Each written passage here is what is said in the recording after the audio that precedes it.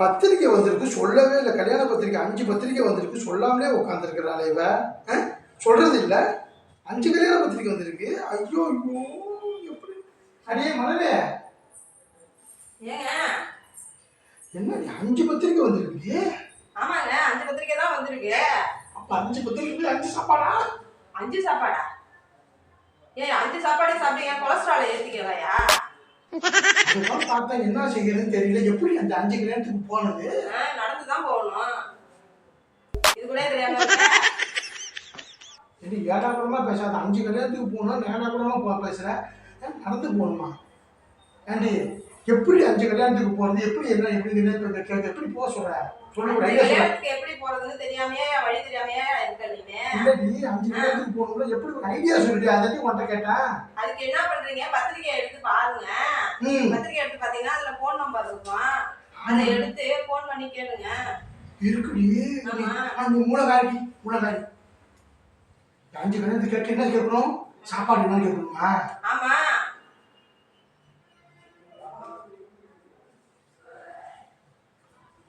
Hello நான் தான் ரமேஷ் பேசுறேன். ஒன்றும் இல்லை, உங்கள் கல்யாணத்துக்கு பத்திரிக்கை வச்சிருக்கீங்க. என்ன டிஃபன் போடுறீங்க? என்ன டிஃபன் போட்டேன்? நான் வந்து சாப்பிட்டு போடா. என்னது இப்படி சொல்றீங்க? அப்படியா? சைவமா? ஏய், அவங்க கல்யாணத்தில் கேசரியா, இது பூரியா, பொங்கலா? யூஸ்வலாக அதே தான். இது நான்வெஜ் இல்லையா? நான்வெஜ் இல்லை. இன்னொரு கல்யாணத்துக்கு பார்ப்போம் போட்டு.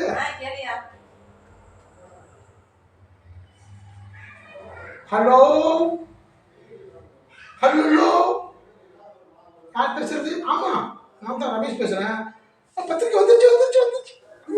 அதுதான் நானும் என் ஒய்ஃபும் டிஸ்கஸ் பண்ணிட்டு இருக்கோம் எப்படி போறதுன்னு. ஆமா, நீங்க என்ன டிஃபன் போட்டிருக்கீங்க?